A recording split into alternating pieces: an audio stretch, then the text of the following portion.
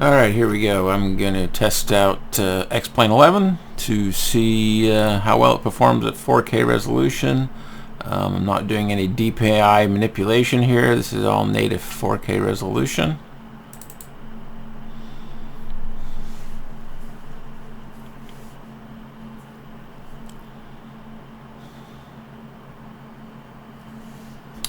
And here are my settings. I've got reflections on low. I do have draw shadows on. I didn't turn up. I left the AA. Well, I didn't leave it. I set the AA to 4x SSAA. Texture quality is maximum HDR plus SSAO. I'm actually going to dial that down one notch because I tried to do that and frame rates were below 5 and I couldn't fly. So here we go. Field of view default is 60. I bumped it up to 70. I just prefer that field of view. It seems to be more accurate. Unfortunately, I can't change this, and I must use VSync because I am not sustaining. Well, actually, using VSync doesn't really make much of a difference since I'm not able to get my frame rate higher than 60, and I can't seem to change this to 30. So anyway, here we go. Let's give it a go and see what happens. I'm probably going to have to dial these settings back considerably, but let's just see. I'll do resume last flight. I believe this is the default KC in the default Cessna.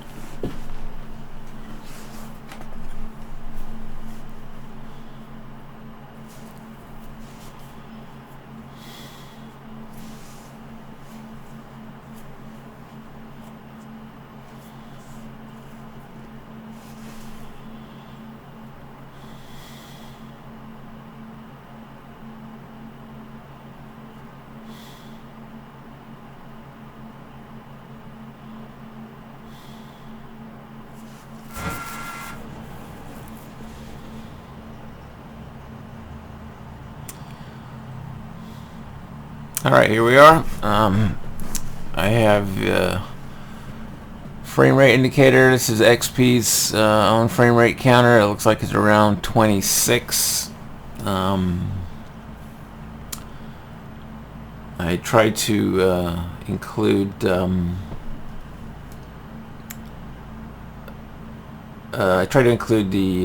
frame rate counter from the NVIDIA overlay, but for some reason it doesn't want to show up on OpenGL even with desktop capture, so I'm not sure what's going on there. I do have some weird rudder. Even when I'm sitting here, the aircraft is just for some reason constantly shifting to the left. I'm not aware of that phenomena in any Cessna I've flown real world, but so be it. As you can see, there's no clouds. And time is evening. I'm getting a lot of gradient in the sky there. I'm not sure what that's about, but let's go ahead and let's just try and fly.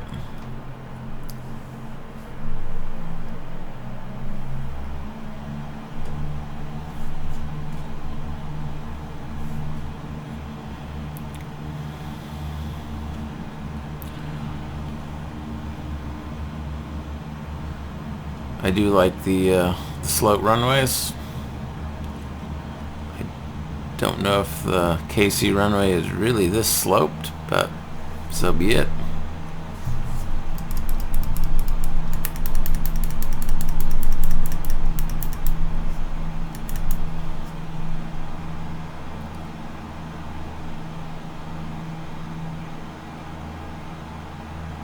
Performance is right around 21, 22, 23. It looks pretty good. I wish I could get the frame rate up a little bit higher. My track IR is working fine. It's unfortunately I got a mic that's sitting above me, which might be blocking the signal a little bit.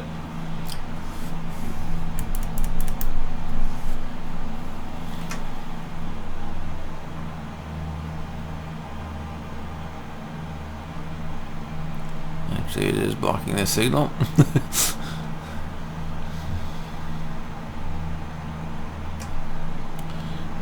I'm I'm getting some strange flickering here on the instruments, and I'm not sure what that's about.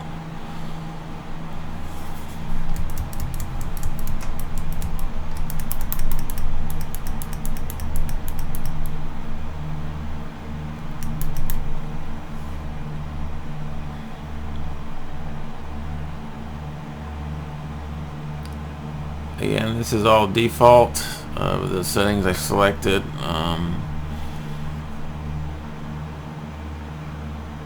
I'm hoping they can fix the gradient and the performance issues. Either that or I'm going to have to turn some options down or off.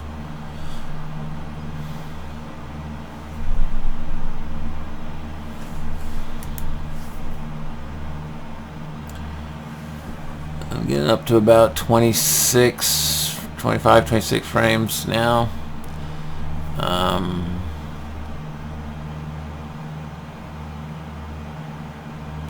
I still think it looks pretty good though. If they can fix the sky texture gradient, which maybe can be fixed by a third party, I'm not sure. The lighting does look good. Let's go to an external view here.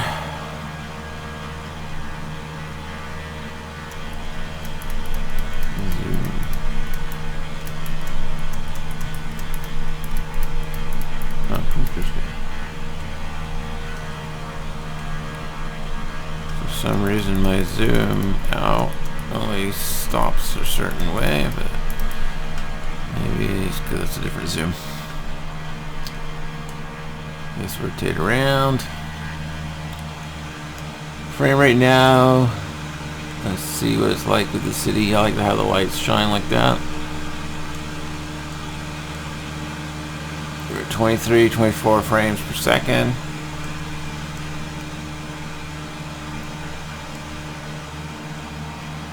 There's a bit of a weird transition here from dark to light, and you can see the gradient in the sky texture there. Hopefully that can just be replaced by a better gradient sky texture, or I should say a more detailed sky texture. Night lighting on the ground looks great. I really like that. The aircraft night lighting looks great also.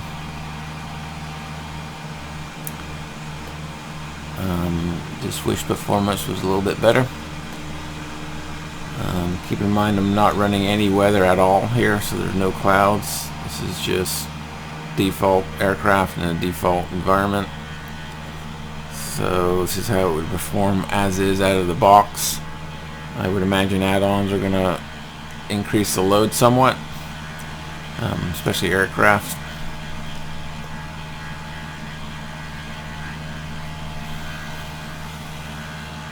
Let's go back to the virtual here, and we're getting close to what I consider my minimum, which is 30 frames per second. Let's go ahead and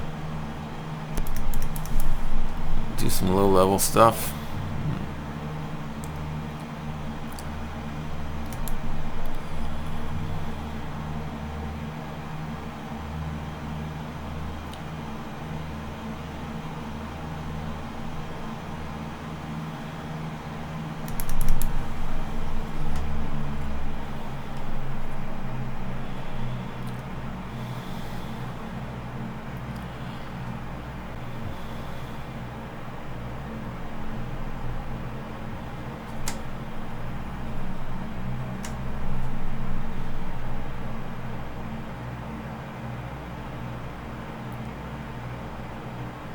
I like how the freeway signs are lit up. That's pretty impressive.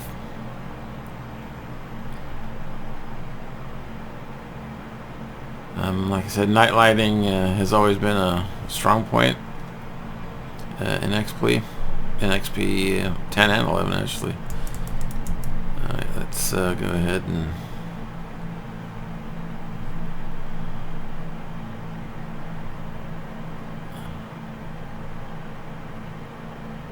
I mean, the fact that I can actually read the signs there is pretty impressive.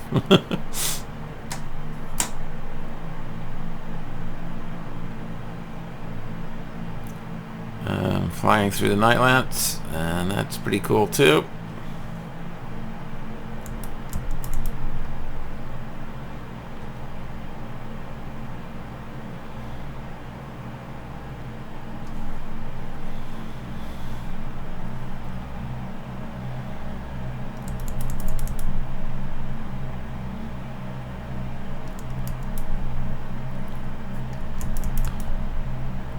And it actually looks like the signs are accurate to the real world, which is even more impressive.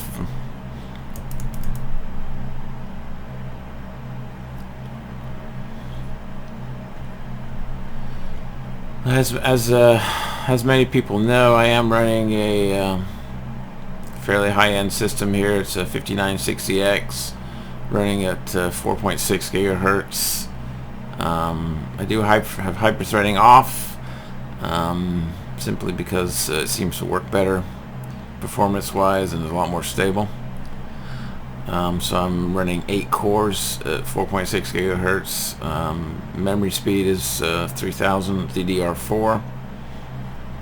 The graphics cards I have 2 Titan X's in SLI configuration, performance configuration, but the Xplane profile only uses 1 card, so as I'm pretty sure that Xplane 11 does not support multiple GPUs, since it's an OpenGL based platform. That doesn't necessarily mean it can't support multiple GPUs, but Laminar just have not built in the support for multiple GPUs. We are getting about 27-28 frames right now, which is acceptable. But there again, you got to keep in mind that I have no clouds. This is the default aircraft, and there's no additional add-ons at all. So, but you know, with that said, what I'm seeing here is pretty good from that perspective.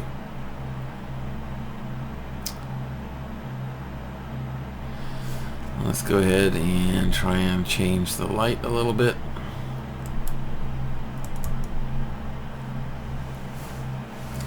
And see what happens if we change the time. Let me see.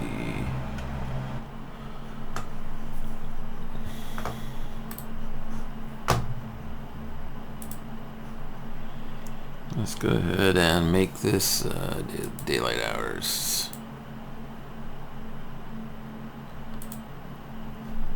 Apply changes.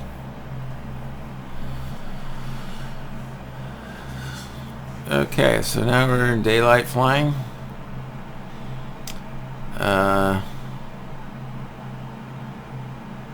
That's interesting. The trees, the shadows on the trees appear to have a similar issue to other platforms like XP. I mean, like Prepare 3D, where you see the shadows, because of the way the trees are done, they're really just kind of X's, which is 2 planes of texture, and the shadows don't actually reflect. They reflect from the one plane onto the other, so you get that sort of weird shadow effect on trees. There doesn't seem to be any fine control of setting shadows, and my frame rate has dropped down to about 23. It would be nice. The shadow quality is probably about what I expected. Not great, but that's a problem when you're working with shadow maps at various view angles. If you want to get high quality, you have to change it to look good at certain view angles, and it gets pretty complicated, and it certainly has a fairly detrimental effect on performance, because as you can see here, the shadows look, well, pretty bad. So let's go ahead and turn those shadows off.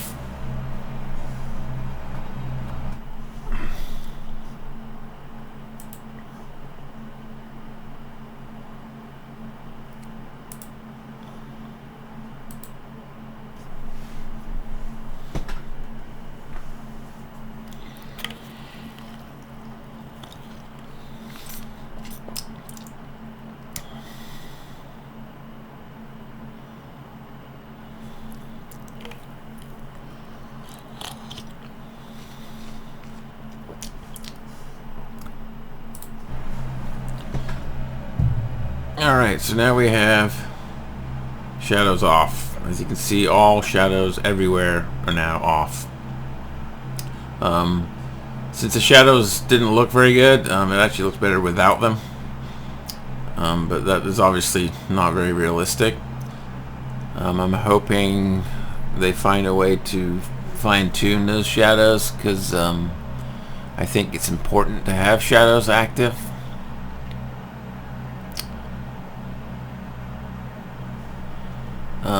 As I've said, I'm not too fond of the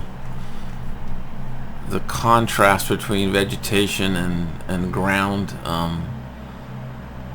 You don't really see the trees. They just kind of, I don't know, look almost, the color is such that they just kind of blend with the ground surface, rather than actually having a bit more depth. So either the trees need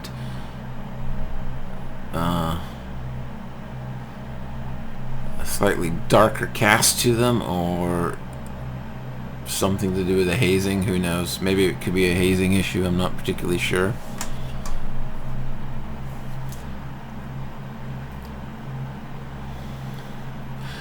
Now again, keep in mind I am running no shadows here and no clouds, and we're running about 27 frames a second. My field of view is about 70 degrees. Default is 60. To be honest, the performance is probably about the same as it was in XP10. However, benefit here is the visuals are better.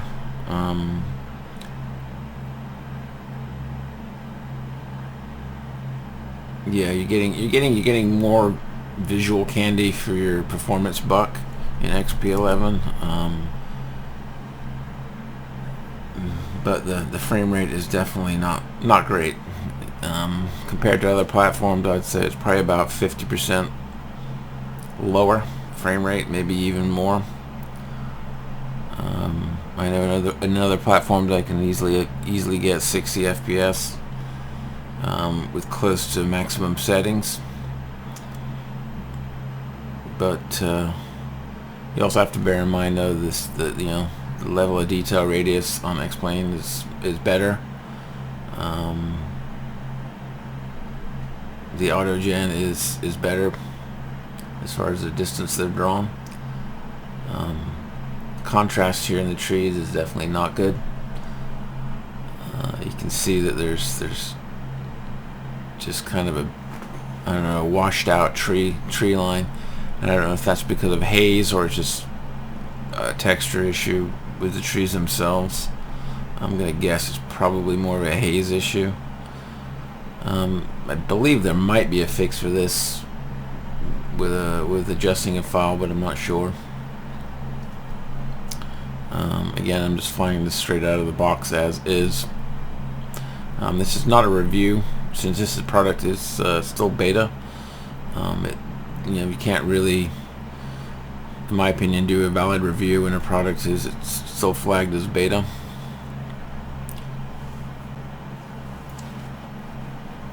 Alright, let's take a look on the outside views.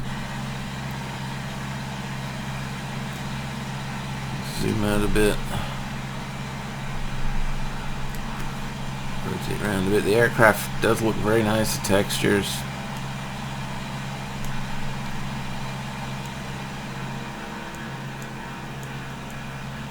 And it's certainly on par with other simulations.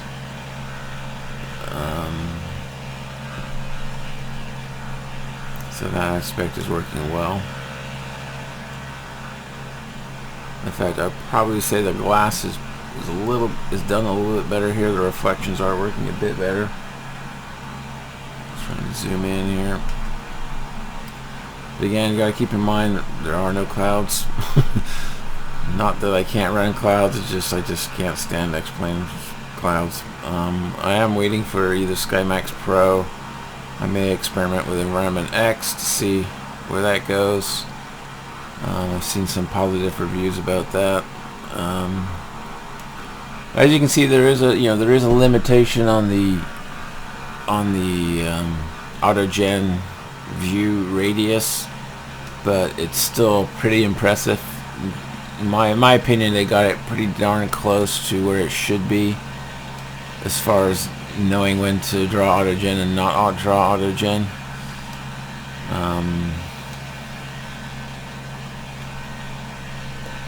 So as a beta, I think it's pretty good. It does have some issues it needs to resolve. I'm hoping they can somehow find some way to getting better performance at 4K resolution. I know a lot of people say, "Oh, just change the DPI," but then really all you're doing is you're going back to 1080. You're presenting a less pixels for the engine to process.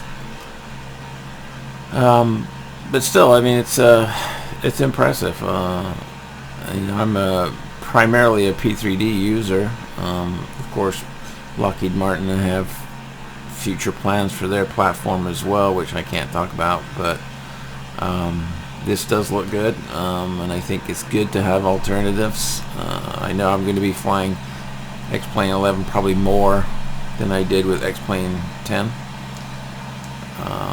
I do have a lot of add-ons I hope get updated for Xplane 11. I'm pretty sure they will, from all indications that there is a commitment there. So there we have it. Don't call this a review, because it really isn't. And sorry about my track AR problems. Just I have a microphone that's sitting right in the way of the track AR device. Or my track AR headpiece, so it's kind of blocking the signal. But let's maybe take a quick look at some of the water, because I haven't really looked at that in the past. As you can see, I'm having some weird issues with the instruments, a couple of instruments, but I think that's solvable.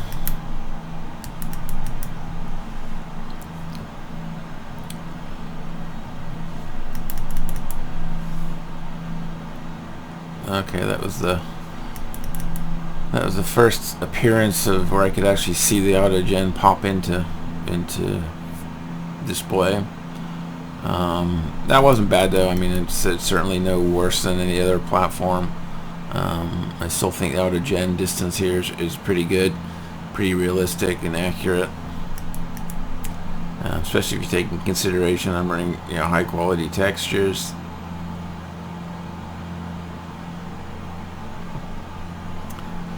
So yeah, it definitely needs some work, but not a lot of work.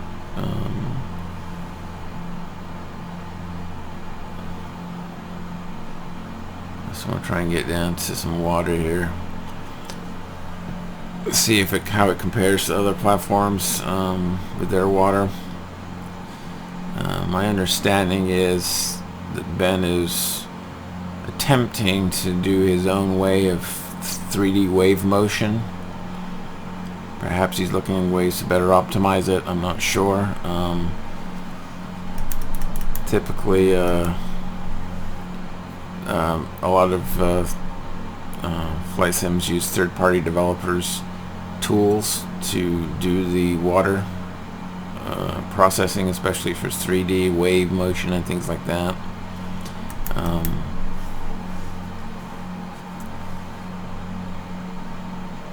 Well, let's go down to the water and see what we see. Oh, I love the power lines. You can actually see the power lines rather than just two tall things. So it definitely has a lot going for it here, and it is probably pushing a lot more graphics density. I'm getting some pauses here. Not sure what those are about. Looks like the city got loaded.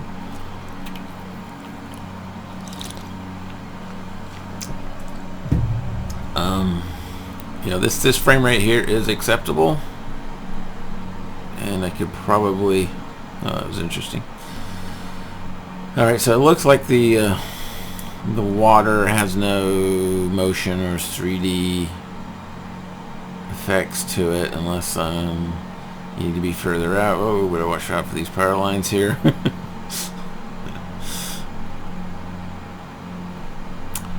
That's actually pretty cool because power lines are a big problem for GA pilots. I don't know why.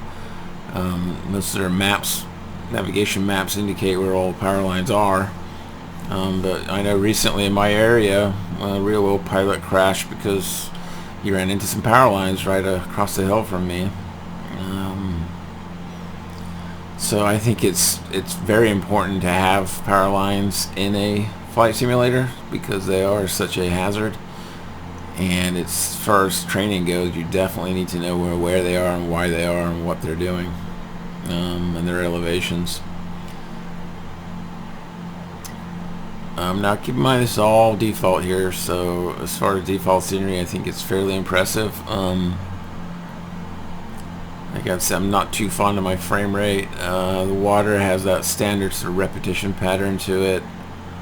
It doesn't appear to be any 3D water at all, at least not that I can tell. I don't know if that's going to come in a later release or if it's just the way it is.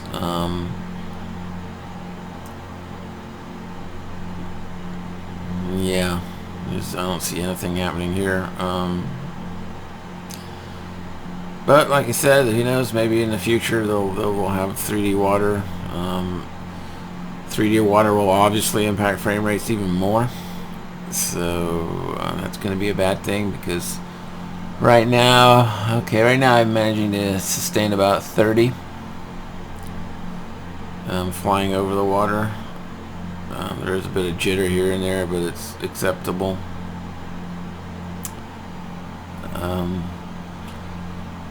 So anyway, that's just a quick flight around.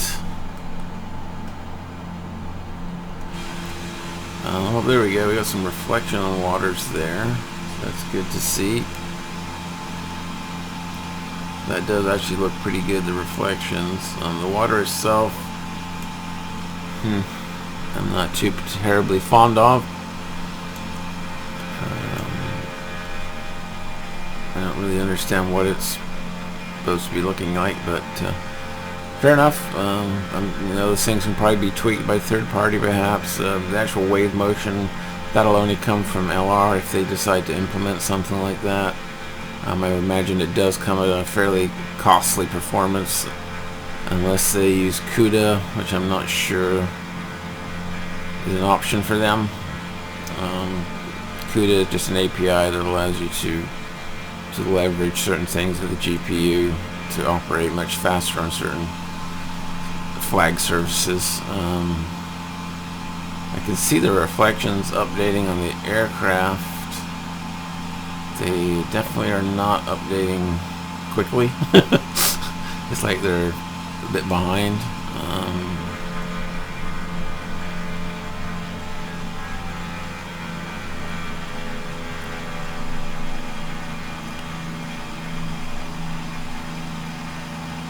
But it's definitely impressive. It's going to stay on my hard drive, and I look forward to seeing the full version. There's a bit of a stutter here. I don't really know why, but oh, it's actually probably because I'm running over 30 hertz now, or over 30 frames a second, so I'm not syncing quite right.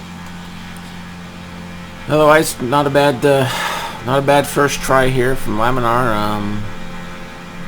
I think it's definitely got a lot more potential than, visually anyway, than Xplane 10 did. And it's certainly something I'm going to keep supporting. Oh, looks like we have some interesting contrails up there. Contrails are usually white, not dark, but maybe that plane's on fire.